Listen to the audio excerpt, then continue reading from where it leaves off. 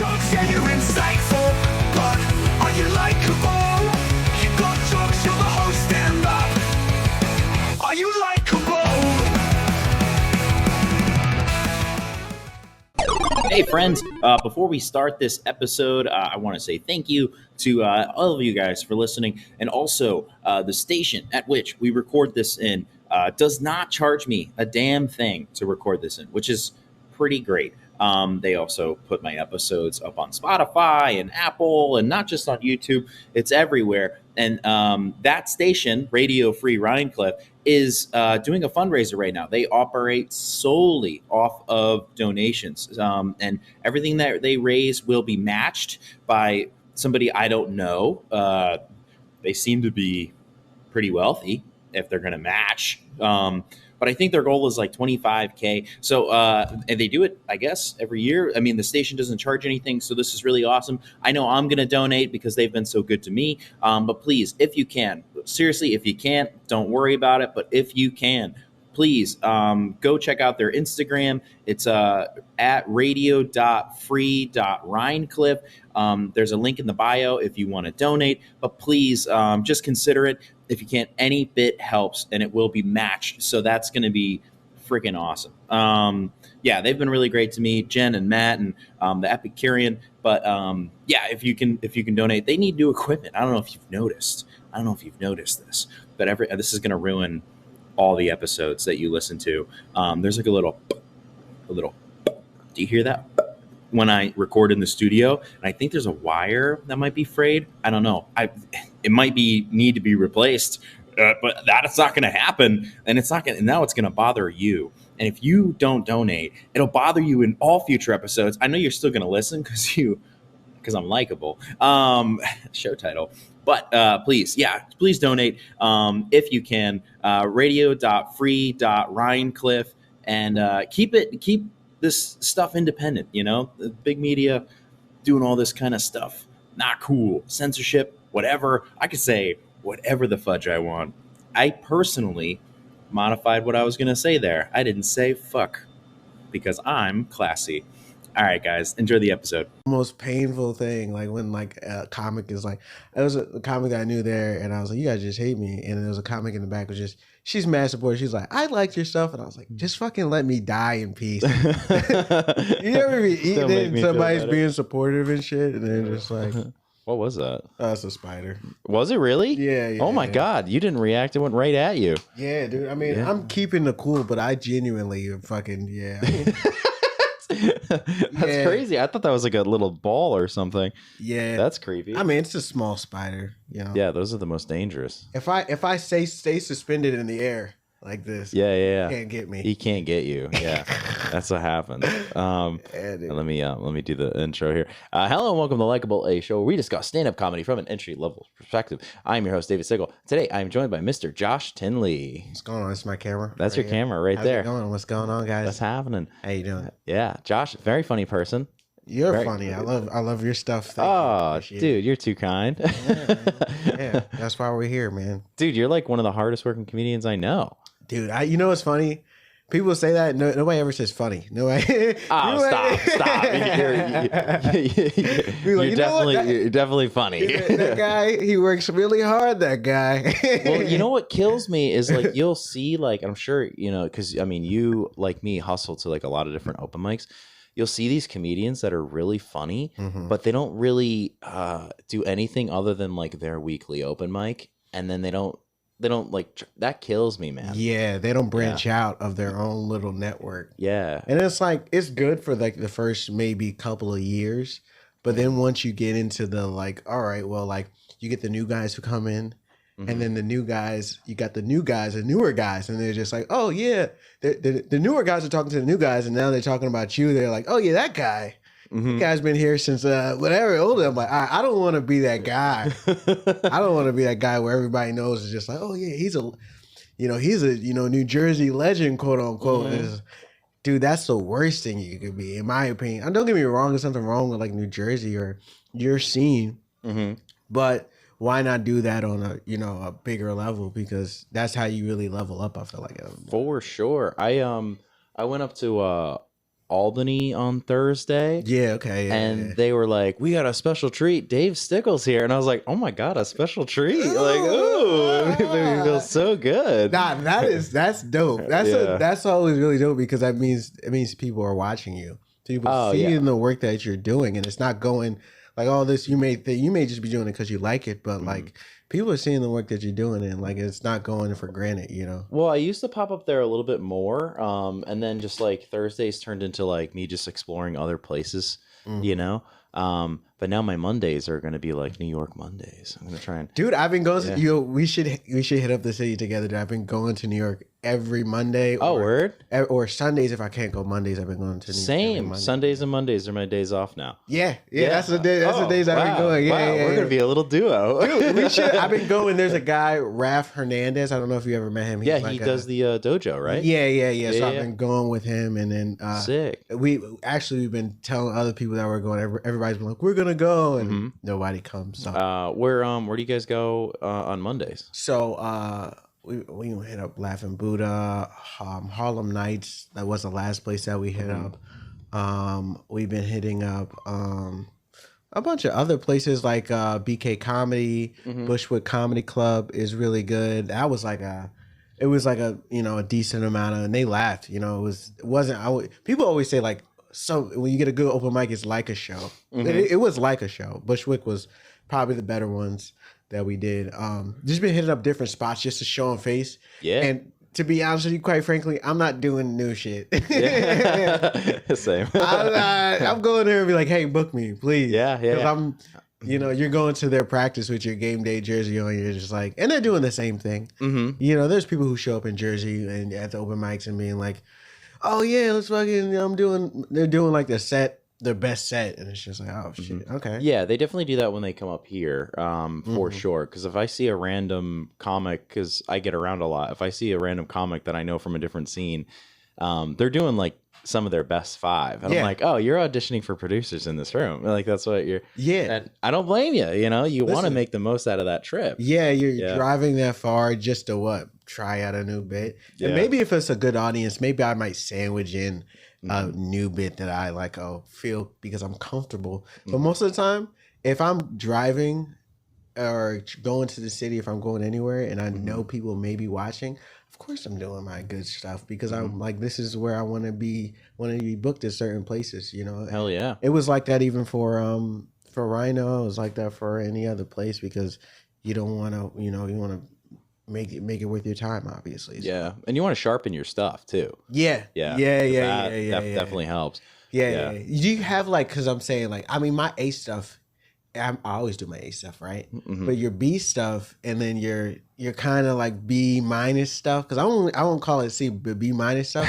It's just branding. It's just the stuff that doesn't that hits, but sometimes I look at the room and I'm like, I don't know if I'll be able to do it in this room, or sometimes I just won't do it because I don't have that much time to do it. So like that's stuff also you can cycle in. Like even tonight, I'm thinking about there's a show after this that I'm going to I'm gonna go to and I'm gonna just try out to do some of my B minus stuff because it's like it's not that I think there's B minus it gets laughs, but it's just I don't do it because it's not in the forefront of like, all right, I can do this everywhere and I can, so like I keep that on a rotation and make sure that I can still do it, keep it fresh, Yeah, and it's also like it's I'm sure you get this feeling sometimes, but it's also like, it kind of feels like a low pressure show. Now, what's cool is that you probably have enough material to where like if you get there and it's like a hot room and you get that little competitive little fire, you're like, all right, I'm gonna bring the A stuff. Oh, dude. There's a Stress Factory in New Brunswick. That's New Brunswick. It's like pretty sure they have one like in Connecticut and PA. That's where I started at. They just brought their mic back on Tuesdays, and I've been going every so now and often. Cool. And it's a type of room where Stress Factory. They bring I'm not sure if Albany's like this, where they have the name. When people see that they market it as a new talent night, but it's really open mic. When they market as that, people come out expecting kind of low quality, but they still expect to laugh. I go there and I fucking. And it's with all like I want to say like my crowd work is probably very hack, but they love, oh, this guy's engaged. He's like, but it's just me practicing being engaged in crowd work. But like, I'm doing crowd work, like, oh, what do you guys, oh, how old are you guys? I'm like, oh yeah, let me come stay in your basement or something. Like, can I come? Like, I need a ride home. That's what I'm asking. It's like very hack crowd work, but it's my way of trying to work on crowd work. Yeah. And then I get to. Also, I'm trying to audition to get in that room, so I'm like, of course, I'm doing my A stuff. Like, You want to get past. Yeah. It's like, and I mean, there's no like guarantee for any of that stuff, but it's like, also, it's like, yeah, I do hope that I just want to get past everywhere I go, and or just be able to work anywhere, like to keep my options open. That's the main thing is to. And honestly, I don't know how many, do you have any break days? Do you have any days that you're like, yo, I'm going to chill today?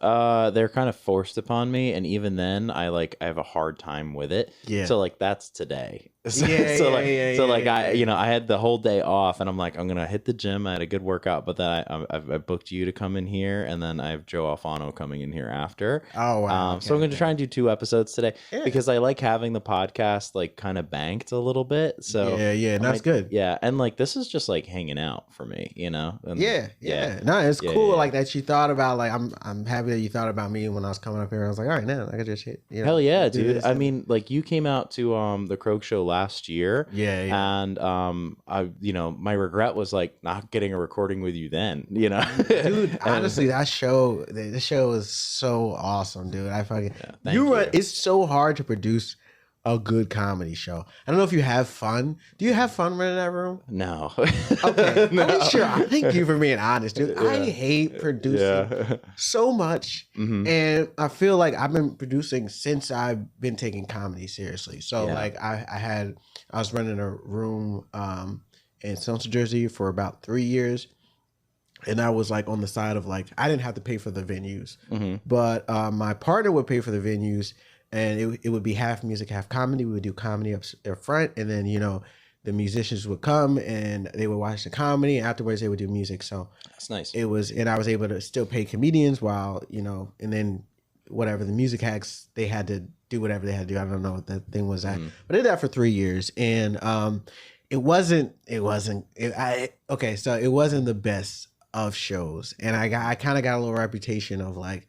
I would ask people to be on shows and they'd be like, nah. Yeah, really? People turning down spots? Because it's just like, it wasn't sometimes to be good, sometimes to be bad. It wouldn't be 100% all the time. And then it took me to do that to be like, all right, no, I have to stop. I would only do that room because I didn't have to conjure an audience myself. It was just like, I show up, I book the comics, I pay them, that's good. That's it. And I was like, nope. Let me just go and just start producing shows myself, being intentional about what I want to do. Let me stop banking off of somebody else. Let me just, all right, if I would need it. And then I produced a show at Hooters that was like 2 years. And that was great. And that was awesome. I also produced a couple other shows, but like it was great. It was awesome.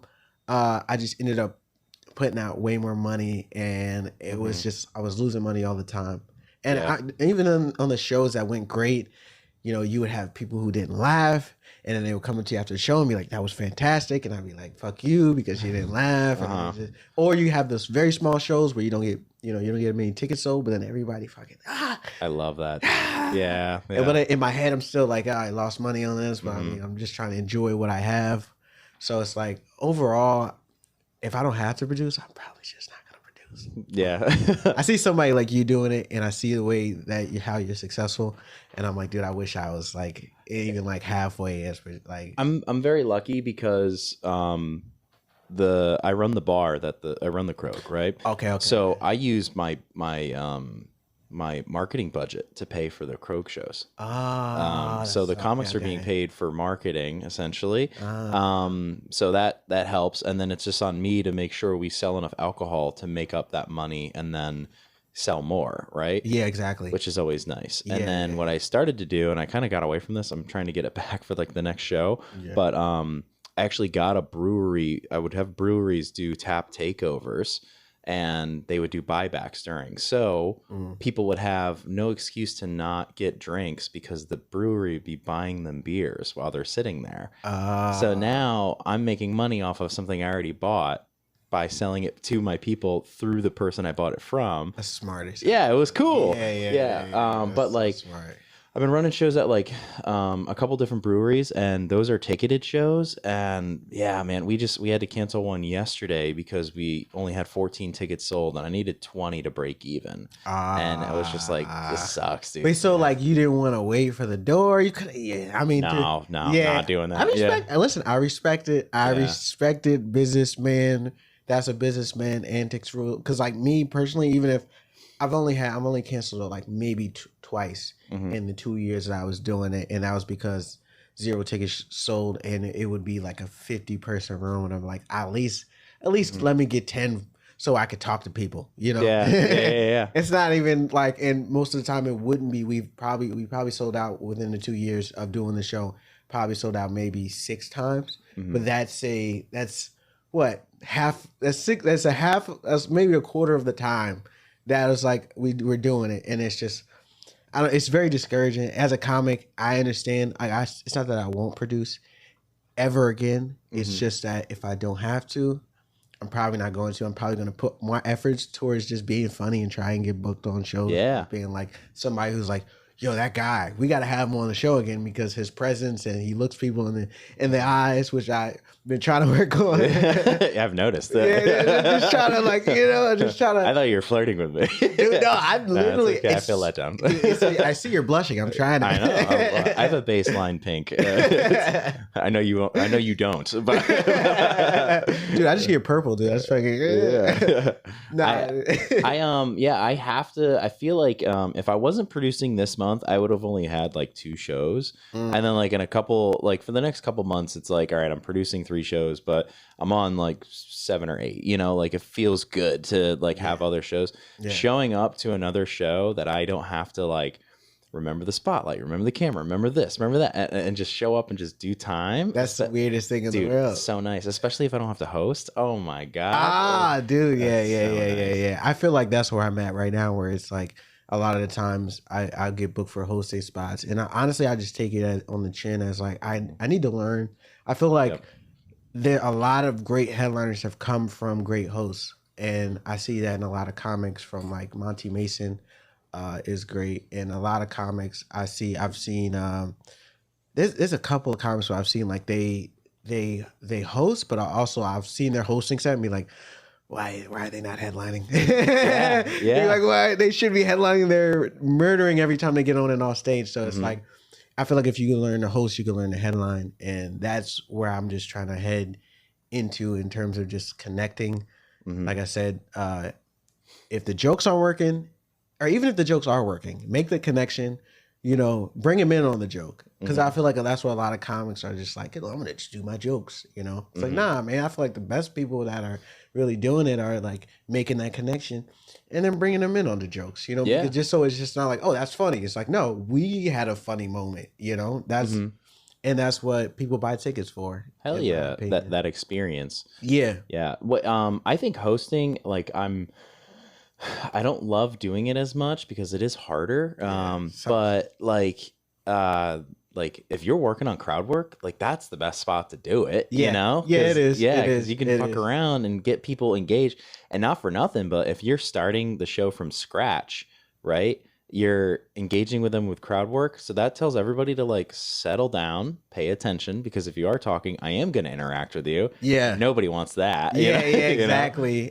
Being like I feel like being a host too, it's like almost, how do you start a room? How do you start a room with comedy of just like, hey, you know, a lot of people will be like, hey, just silence your cell phones, keep it down, quiet. We're going to start the show. And now, and then you're just like, all right, where do I go from here? Yeah. Do I just tell a joke and hopefully people catch on, or do I just say, hey, what's up? How you doing? Yeah. What's your name? It's like, and then now you got people like, oh, well, like, all right, he's engaging with us. We're starting at a ground level. We're starting from all at the same point. Instead of me starting from a random joke, I'm up here and you're down here and you're just like, what are you talking about? Yeah, just fish sticks, you know, just random, dude. It's just, but like, yeah, that's what I'm trying to work on right now. It's just the connection of everything. And it's hard doing that shit because it's, it's just, as a comic, as I think of myself as a writer first, and then like I work hard on writing. I try to write a little bit every day. And I think of myself as a writer, but then a lot of comics, and this is why I feel like there's a lot of hate going on right now in the stand-up world in terms of like, oh, people do crowd work, people are doing like instead of doing, I mean, which I feel like it is what it is. Some people are doing crowd work, but if it works for them, Yeah. selling tickets, and what do It's also that's what you see on like Instagram, because that's what content they're putting out. But they're trying to get themselves booked and to sell tickets, you know? Yeah. But they're not going to put their act on Instagram. Because people now, they saw their act now. Yeah. Now it's like, oh, I don't have to pay. Even if they go see their act, they're like, oh, well, this was online. I could just sat and watch this online. Then. Exactly. And I also, like, you need to put out content, right? So, like, the clips from the podcast. Likable is brought to you by Stickles Pickles. For when you need something to chew and maybe put between some buns, like on a burger. Stickles Pickles are my go-to snack for anything I do on the road or at home. I like to enjoy Stickles Pickles any time of day. Come down, check out our storefront. Manager Dave Bailey, who also submitted this ad read, he loves Stickles Pickles. Actually, we know David Bailey at 225-192 Main Street in, I'm going to assume Monroe, New York, loves Stickles Pickles. He, every time I see him, he is either got one in his mouth or pulling one out of his mouth. All the brine, all the time. Stickles Pickles, come check them out today. All right, that's the first of our fake ad reads. That was sick. That was only 1 minute long officially. Please follow us on Instagram at LikeablePod and on YouTube at DavidStickleComedy.com. Also, follow Dave Bailey, Mr. at DLB Junior Comedy on Instagram for that submission. And honestly, tell him to get the pickle out of his mouth. What a little goober. Nice. I don't do a ton of them, but I can't do like the talking head video where I'm just like, hey guys, this is my thoughts on the New York subway system. I can't do that. Those are blowing up. Those are crazy. Like a lot of our friends are getting like 10,000 likes and all these reshares because they're talking about what it's like to live in New York City or whatever. Yeah. And I'm just like, man, good for you. But I can't, I have not figured out how to do that yet, I feel like it's anybody. We could all do it. It's all a sense of just like following a trend. But also it's like, all right, where's your head at? What are you really into? Because after this trend, guess what? It's gonna be another trend. It's gonna be another trend. You're just gonna be following trends eventually, and then one day you're fucking, you're spreading cheeks on OnlyFans. And it's a slippery slope. It's a slippery slope. And what else are we gonna do next? Is what I'm saying. What are you doing? It's a talking head video, and then you spreading cheeks. Talking about New York, right? Hate the subway. Yeah, you're just like New York. Doing the Jim Carrey like New York. That's so funny, dude. That's wild. Are you excited for the show later? I'm super excited. I've never been to Reason and Ruckus. That's the actual name of the venue, right? Yeah. Reason and Ruckus. I thought that was just the name of the show, but now I'm excited, man. I'm excited to see all the comics on the show. Like I don't think I've performed. The only person I performed with was Danny. So I'm just excited to meet people and make that connection. Do you know who's headlining? Kyle. Who's that guy's name you had? Kyle Vincenteri. Yeah. The guy. I haven't had him here. No. The guy who had on here last. What's his name? Guy had on here which episode? The last episode. David Beckles Jr. Yeah. He's headlining. Oh, sick. Yeah. I fucking blanked on his name. I'm sorry. Yeah. No worries. He does a British accent. I was listening to all the podcasts. On the way up here. You do a great job. Yeah. Thanks, man. Yeah. David's a wicked nice guy. Yeah. He's very cool. I feel like dude, I feel like I've met him at Levity before. We've never actually like shaken hands or whatever, but definitely in passing. I know, I think that's where I met. So when you had the show at Levity, we all sat and watched, which killer set, by the way. That was dope. Thanks, man. We all sat and watched. Didn't get me anything. Kind of pointless. Dude, I mean, listen, it's good to even just have your name on that list. Yeah. It was. It's probably my most watched clip on my Instagram, and it was probably one of my best tapes that I put out when bookers or whatever ask for a 10-minute set. That's probably just having that in your background, I think, kind of helps. It's crazy because like I have a tape that I was sending out for a while, but it was at like a thrift shop, and I had a really good set, but it was just like clothes in the background. Whatever, it's clear, but it's like, and I'm doing very well, but I feel like comics are gonna be, I mean, people who are looking at it, they're like, where are you? Right now? Like, where but don't tells are like in random thrift shops and stuff like that too, so they don't know, you know? And that's where it's like, it's like, all right, would I rather just get me a set from, if a comedy club, which I can do, but then it's just like, all right, I could do that, but like also it's like, no, I already have a tape, but so I stopped using that tape. I just ended up using one from like one of the clubs that I was at. And, okay. I mean, I haven't really. I mean, I've probably got maybe one acceptance, but I just been trying to send out more tapes. Like festivals are mad important. It's just, it's hard, dude. I feel like I don't know if it's like this in over here, but I know in New Jersey, there's just it's not like a big hobbyist state. Hobbyist, like people, the comedians are hobbyists. Yeah, they just yeah, which is nothing wrong with that, but also it kind of is like I'll see people like do it for a while, and then they'll be like, oh no, now I'm taking it seriously, and I'm like, dude, you were just making fun of us because we were just like talking about like we had people like, oh dude, you guys take this man seriously. I'm like, it's not that we take this man seriously, like. This is what we've been doing for a while, and then you'll get people introduced who are just like, dude, no, I just like to get off work and have a beer and get on stage and do comedy, and then you'll see those guys graduate to be like, no, I'm serious now, and I'll be like, okay. Yeah, I think that's like those people that like that does drive me a little bit nuts, but also like they have their place in the ecosystem, Of course, of course they do. But I also don't appreciate it when they get grumpy because they don't get shows. That's what it is. It's like I feel like a lot of the times when I'm like, oh yeah, this person doesn't book me because they don't like me, they think I'm too real, or like, dude. Stop lying to yourself. Man. Yeah. Stop lying to yourself. Number one, you're not likable. Number two, you're just fucking like your jokes are like only for open mics, and that's where another thing too. I feel like especially when I was earlier on, and luckily I was exposed to like real stage time in front of real people, like earlier on, where I like a lot of my stuff was like cringe and like super dark and like super like, damn dude, why you didn't talk about this? Why you talking about that? Like these are regular people, and granted it's a comedy show, but like, geez, dude, you could just make some jokes about some regular stuff. And I was doing those jokes in front of in front of regular crowds.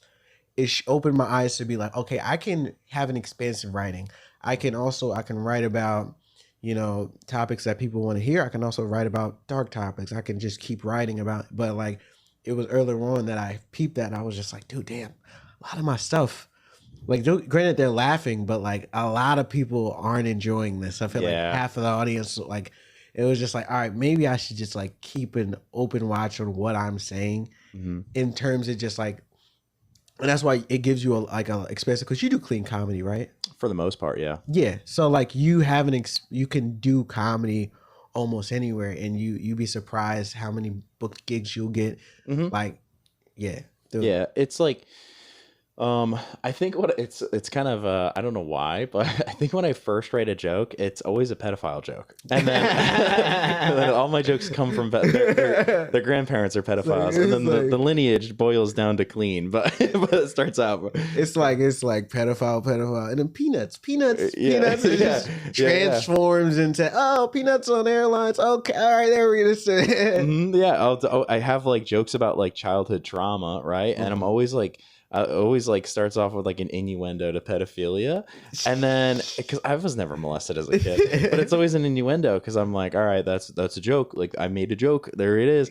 And then like as I workshop it and like just rewrite, it turns into just like making fun of my grandma, and I'm like, similar joke, but now it's so different. That's so funny, dude. Yeah. I mean, a joke can transform, and you learn that down the line that you don't have to say it certain ways. like I definitely have a bunch of jokes like that where it's just like it started one way and be saying one thing and then be like, I don't gotta say it like that. I could just say it like this, and they end up getting a big laugh, and you'll be surprised what people relate to. It doesn't Yeah. have to be like super dark for people to catch on and be like, oh, you got me listening. That shock humor stuff is probably it's only good for comics who know what they're really doing, you know. For sure. And most comics don't really know what they're doing, especially like when you're coming up like us, like when you're only like I'm like 5 years in right now, so it's like no, I don't know what I'm doing. No, Yeah. no, Yeah. I don't. Nah, for me to be writing the shit that I write, I feel like I get lucky. So you get comics who come in, especially the open mic guys who really are just like, oh yeah, like I said, like they're getting off of work, they're having a beer, they feel like this is the activity that they want to do. And it's just like, oh, this is just some place I saw Kill Tony, and this is what we do. And it's like, this is what comedy is. Comedy is this, and I'm like, first of all, like, no. Yeah. It's comedy is a lot of things. You don't get to define comedy just because you saw one thing or the other thing. You know, it's I don't know. It's I like you mentioned like open mics and making people like laugh or whatnot. And I have a joke right now where the first time I said it on stage was at an open mic, right? And it made the premise of it just made comedians laugh really hard. And I'm like, this is not going to do good in the show. Like that hurt me so bad. I was like, this is gonna. My joke is I'm 35 and I still live with my parents. Yeah. And if I don't get my shit together soon, I'm gonna grow old and die in my childhood bed. It's dark, right? But you know, like it's so dark. It's so funny. Yeah, but like I did that in at the Krog like 2 days ago, and that part didn't get that got like a little laugh. Yeah, but like the next 3 jokes, which were clean, got laughs. Okay, You know. Okay. And I'm as long as "Ah." like that's still a good joke, if you can salvage it through the next 3, like that's like Yeah, that's yeah. the setup. Yep. That's okay. That's Yeah, fine. I ran it in it's just conveniently did this in Albany last week, and I did that joke, and then the next comic that went up was like, yeah, I laughed, but like that made it real for me, Dave. I was like, shit, like we're all laughing because we resonate with it, you know. No, that's very true. There's a lot of comics who like are either like still living with, I live with my aunt and my uncle, and that's like my basis of like, dude, if I ever start a sitcom, dude, I got like so much material. I would not have this much material if I lived by myself. Like I would, dude, I have like, and it's like, damn, dude, like it's sometimes it's just like, oh, it's okay. Like it's okay. There's so many expectations of like society, and especially nowadays with like just the economy and stuff like that, dude. It's not that you don't work hard. You're a hard worker. Yeah. Like, dude, I see you working, dude. It's like, it's not like you don't work hard. It's not like if you didn't have like, you had like a regular life. Dude, in my head, I like to think if I didn't do comedy, I'd be driving like a motorcycle. I have like some Ferrari or some shit. I'd be a finance bro. I'd just be like, you know what I'm saying? Yeah. Super jacked. And that's where all my energy would be going to, into nothingness. But instead it's going into, something that's important to me. So yeah, man, it is one of those things where when I started comedy, I was like, I'm going to put so much effort into this because I ran small businesses for at this point I'm at 11 years. Wow. But when I started, it was like 9.5, right? And I was just like, I put so much energy into other people's businesses. Like, I'm gonna treat my comedy like a small little business that I'm trying to run. That's a very smart way of thinking about Yeah. it, because a lot of comics don't have that mindset of just like, oh damn, like, oh, I'm just gonna focus on the jokes.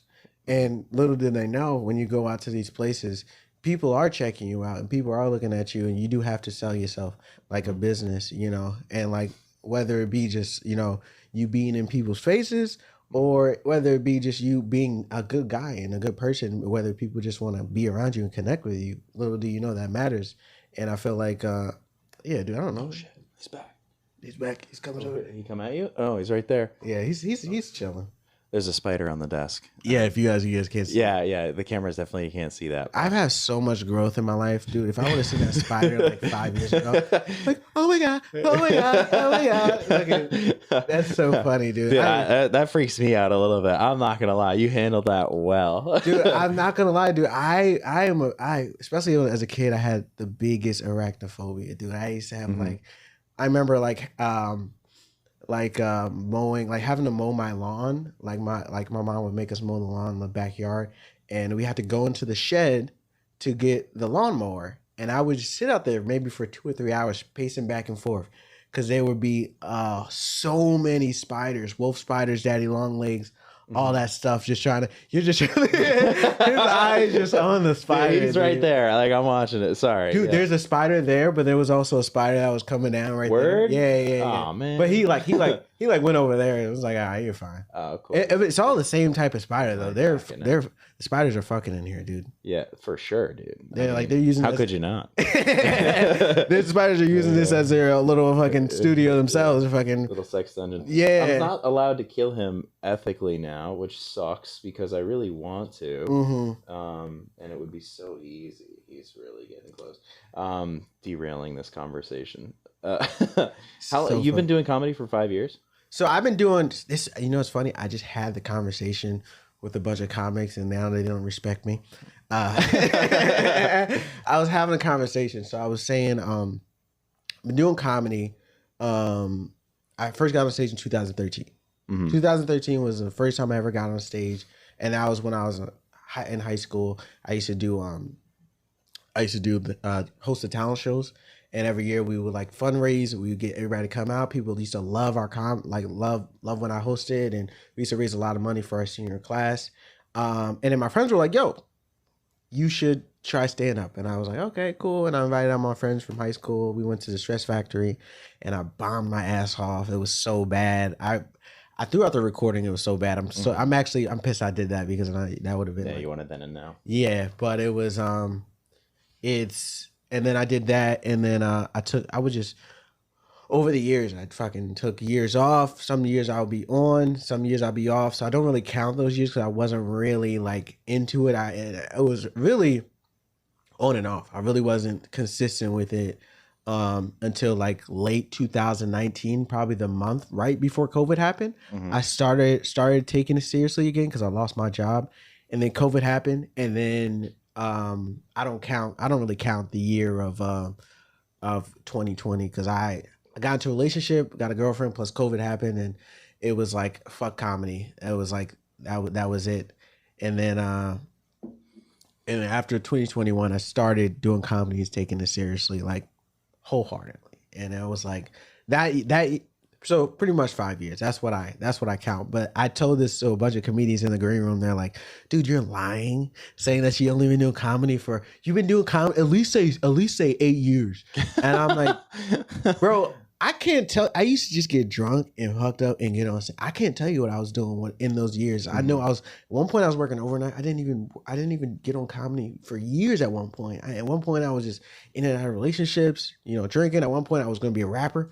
It was so many factors. They were like, "Dude, no, you should be saying that. You should be saying that." And I'm like, it's my journey. I don't know what you want me to say. I'm telling you what I know. I'm telling you that I know. This is when I took it seriously. This is when I started being intentional about what I wanted to do in terms of making jokes and not just getting on stage and saying bullshit. This is when that happened. And so 5 years. That's a long ass. Yeah, no, I love it, dude. That's a long ass. What was your rapper name? Oh, damn. This is embarrassing. Shit. It's a Likable exclusive. So it would just be I just abbreviate my name, so I put JT. So I just JT. Okay. Well, you got that's your Instagram handle, right? JT Comedy? Yeah. But it's crazy. People still call me JT, but I'm like, when they say JT, I'm like, do you know? Has he heard the music? I thought I deleted all of it. I did. I thought I did. All the SoundCloud stuff. When all that stuff was happening, it's out there. Yeah, no, it probably is in the cloud or something. I'm actually gonna play it after this episode. This is gonna be the intro to the song. Yeah. Damn, dude, you got my shit, dude. And I stopped doing music because come back to you. Motherfucker is right here, dude. bro. I know he's it's like so Did you get brash. Did you got some coffee or something like that? He probably just jumps into coffee grains and like eats something, and He's like hyper as hell, dude. This is like Ratatouille, but for spiders. Yeah, right. Is that even? Does he even have 8 legs? I'm trying to count the. Actually, you know what? He's got 8 legs. Oh, they're just in the front. Yeah, he's got 8 legs. Yeah. Arachnophobes don't want to listen to this episode. Yeah, you don't Very want it. Spider friendly. It's weird. Now I'm feeling itchy, but I feel like now, right? It's fine. Yeah. You know what? It's only crazy because I'm like, dude, this is only gonna make me more of a man. I feel like I survived this episode. Now I could say that I'm not scared of spiders. Dude, I am like, yeah, dude. Like I could put me in a spider place. This is a Fear Factor meets podcasting. It's like, yeah, Dave's podcast is a little different. He locked me in a room with spiders. Spiders, and he made me talk about comedy. Yeah. Hell yeah, dude. Yeah, just don't get in my coffee, this guy. I know, that would hurt. Yeah. That would hurt real bad. Right. Yeah. Yeah, I don't know, man. When did you start comedy? April 2nd is my 2-year. Wow. My 2-year finish. Yeah. So yeah. you can say when you started. I can't say when I actually I don't have any type of anniversary because I don't know. But like this 2 years is solid, dude. 2 years is solid for the work that you're doing, dude. Yeah, I just had a very they've heard it on the pod so many times, but I've had a very untraditional start. My first open mic was at Laugh It Up Comedy Club, and the booker booked me off of that. Oh, So, wow. Yeah. And were you hosting or? No, my first set was an opening set for a showcase, which was 6 weeks after that open mic, and then a month later. I was on a show as an opener with Nick Simmons. Oh wow! Yeah, that's crazy, dude. That's unheard of, almost. Really? Oh, dude, I have so many comedians that are like, "What the fuck?" And like, you know what's crazy is I try to tell people this, like, you don't know that when you start comedy that's not normal, you know, because like yeah, that just happened to me, and I was like, oh yeah, this is I guess what happens. You know? You know? I feel like. Especially when I was like, it helped for me being around for so long in terms of getting booked. But even when I really started to take it seriously, I had to and even now I still be like, hey, can I do this show? Can I do this? I will literally go out and ask because I'm just that's what I'm used to. And it's like, especially when I first. David's back again, interrupting. Tell a friend. This is the Interruptible here. I'm going to give you some show dates. Oh my God, this is so exciting. On 3/25, I will be at the Tickles. This will be the day this episode comes out. Holy Toledo on YouTube when it comes out. I'll be at the Tickled Souls comedy show in New Jersey, Jersey City, New Jersey. That's exciting. On 3/30, I'll be at the Comic Strip in New York City. Peter Stewart's putting me on that. What a great guy. What a great guy. He's actually wicked funny. Very excited about that. On 4/3, I'm going to be doing Don't Tell Comedy in an area, I believe, if you check the website, it tells you the location is New Paltz, New York, and that is very exciting. On 4/10, I'm going to be at Two Way Brewing in Beacon. My man's Salty and Mr. Nicholas Bailey's are putting that on. That's exciting. On 4/11, I'm going to be here at the Krog in Rhinebeck. That's exciting. Come check that out. Free show. Literally no excuse. Don't be a turkey burger. And on 4/14, I'm going to be, I think that's like a Tuesday or Wednesday. I don't really know anymore. That's going to be at Gold Sounds in Brooklyn. That's going to be an exciting show. Alex Bashir is putting that on with Dean David. That's a fucking sick lineup. So I've heard. It's a good room. I'm very excited for that. So Brooklyn, what's up, dude? On 4/18, I'm going to be doing the Sloop Joke Bomb. We had to cancel the last one due to ticket sales. Just to update you guys, I really didn't have to tell you that, but I'm honest. I'm an honest little guy. And then on 4/24, I'm going to be there. Don't Tell All Stars. I'm not on this show that I'm aware of, but this will be a show. All the lineup are comics that have been on Hulu and Netflix and all that kind of shit. Like literally every comedian is a beast. So please check it out, buy tickets, all that wonderful stuff, and get back to the show. Started, it was like, people would see my set at open mic and walk out of the room. Like I remember comics Really? who I respected. And granted, it wasn't good. Yeah. They were very right for doing so. But it was like I remember, and then this is why when I see them at open mic, when like newer comedians, they be like, "Hey man, did you check out my set?" I'm like, "Fuck no, I didn't." And it's not me being bitter; it's just me being honest. Like, dude, when I came up, nobody cared about like you would just get up and have to do your reps, and then eventually I'll catch you around. And then when I see your set, I'll see your set, and then that'll be good. But like, I never would go up to anybody and be like, "Oh, how's my set?" Because most of the time, people like all the people that I respected when I got up, they would just be like, "Oh, he's gonna just fucking bomb." And I was, and I had to get that little leeway of just like, let me get up there, let me get through what I got to do, and then eventually figure out, okay, what do I got to do to get these laughs? You know what I'm saying? Instead of just saying some bullshit, you know what I'm saying? But it's such a, I don't know, I feel like it's such a journey that it's just like, you got to take it as an individual. Nobody was in those rooms when I sat down and wrote those jokes. I took the time out of my day to sit down and write. Every day I sit down and take out time to write out these jokes, and it's an individual, grind that you have to get up and make sure I get some mics. And now, if I don't do anything, even if I'm not booked on the show, I'm going out and I'm trying to do an open mic, or I'm showing face at a show, because this is just what I do now.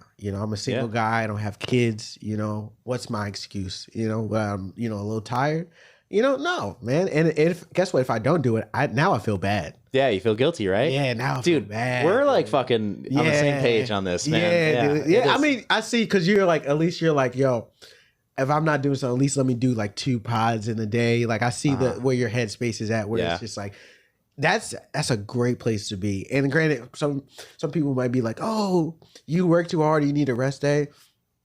Like, no, dude, if that's what you want to do, if that's what you want to put your head at, it's only going to be better for you in the future. But granted, like, you have to accept the things that come along with your blessings. I feel like, because you're going to get blessed from doing all this, but you're probably going to get a lot more stuff from getting that. And it's probably going to be annoying, because now you're on a track of like, all right, now I'm always doing stuff. But it's like, you got to take it with whatever it comes with, It's like, it's interesting, because like I still people will tell me like, yeah, you have to still live your life to come up with material. I was like, I still work 40 hours a week. Like I still run a business. I still go to the gym for at least an hour every day. Like exactly. I'm still out there with real people. Yeah, I feel like a lot of times different comedians are all different. Like every comedian is different, to where like there's some who don't even have to fucking try. I know a couple of comedians who started around the same time that I did, and they have kids, they have families. They only pop out when they get booked on shows. They don't ever come to mics, work a weekly, and work on a set weekly. But when they pop out, fucking popping out fire, dude, just fucking ill, just fucking really good at what they do. And it's like, hey, I'm not that comedian. I'm not that. And guess what? I don't think I would want to be in that comedian. I wouldn't want it if I didn't work as hard as I do. Like I love just living this lifestyle, and it's just a part of who I am now, And if I'm not challenging myself, then I'm like, damn, oh man, what am I doing? And that's I feel like that's only gonna work better for me in the future, of just like challenging yourself, putting yourself in more risky situation, because now you're prone to that, and now you're used to that, and now I won't accept anything less than that, because so it's like, yeah, I don't know. It's just my lifestyle. The hard thing about it is, how do I, and this is where like it gets tough, where it's like, all right, what happens when you eventually want to settle down and eventually want to do all these things? Like, I don't see myself having kids or whatever, or necessarily getting married, but who knows? People change their minds. Yeah. How old are you? I'm 30. Yeah. You got plenty of time. Yeah. But I'm okay with also that not happening. I'm okay with just my comedy being my kids. You know what I'm saying? Like, I'm okay with that. But also it's like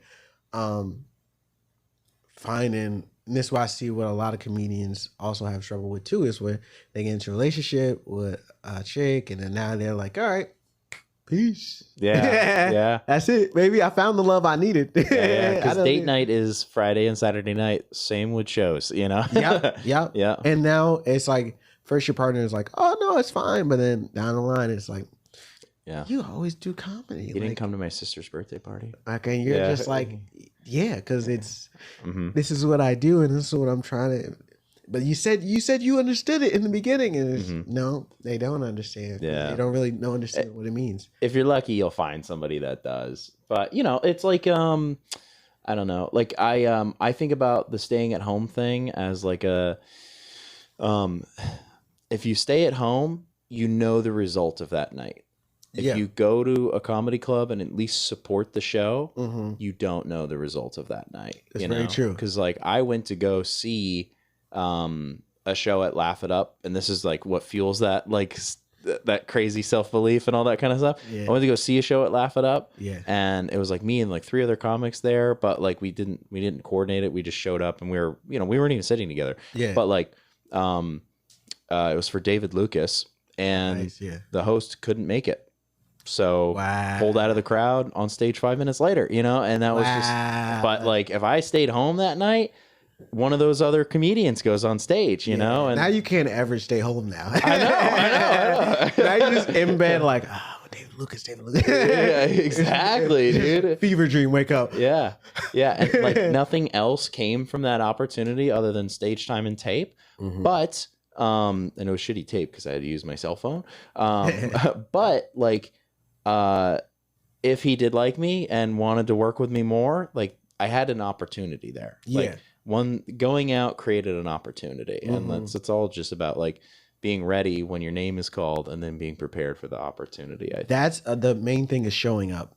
Yeah, people don't understand. People are like, oh, like, dude, how do you like do this, do that, do this? Like, and I'll give people like, and people, I feel like a lot of people don't want to listen to you with, or maybe they just don't process the stuff. Like I'll tell people, like, oh yeah, like how do you do this? How do you get this? How do you get that? And I'll be like, okay, and I'll tell them like, oh, this is how I did it. And this is ground level stuff. Like, I'm not talking about jokes. I'm talking about, hey, I showed up to this place and I just kept showing up to this place until they got me. They started booking me more, and they'd be like, no, but like, how do I like, no, should I just come and hang out at the, I'm like, no, dude, I'm telling you, I'm telling you what I did. So do that. And they're like, no, but like I could, okay. All right. Okay. I told you. All right, dude. Like, and I feel like half of it is showing up. Like I feel like a lot of the stuff I've gotten off of who knows, but I will say like just getting outside my house, making sure that I'm doing something, making sure that even though no matter how far the drive is, I'm gonna show up. I'm gonna be there. And it's just like showing up to work, dude. It's just like showing up to work. And even though you may not necessarily be 100% qualified for the promotion, guess what? You show up every day, and some people would rather have the person right there in front of them than hire somebody from the outside who doesn't even know what the fuck is going on. So it's like, all right, let's get this guy who's always here, So it's like, I feel like it's like that almost. 100%. Yeah, dude. I have to let you get to your show. Oh, yeah, was it? Is it an hour? 4:30. Yeah. Oh, It went by quick. That's pretty good. All right, cool.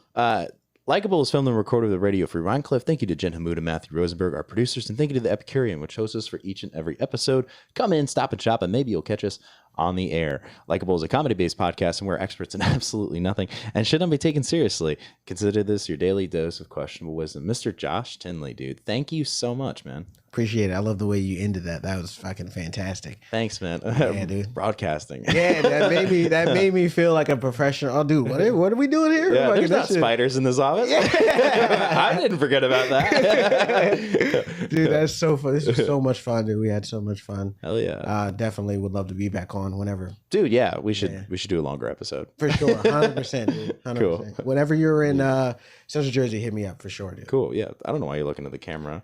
You said that.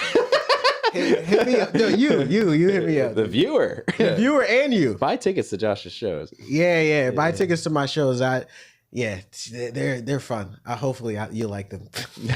Yeah, nah. Yeah. Yeah, you got jokes, yeah, you're insightful, but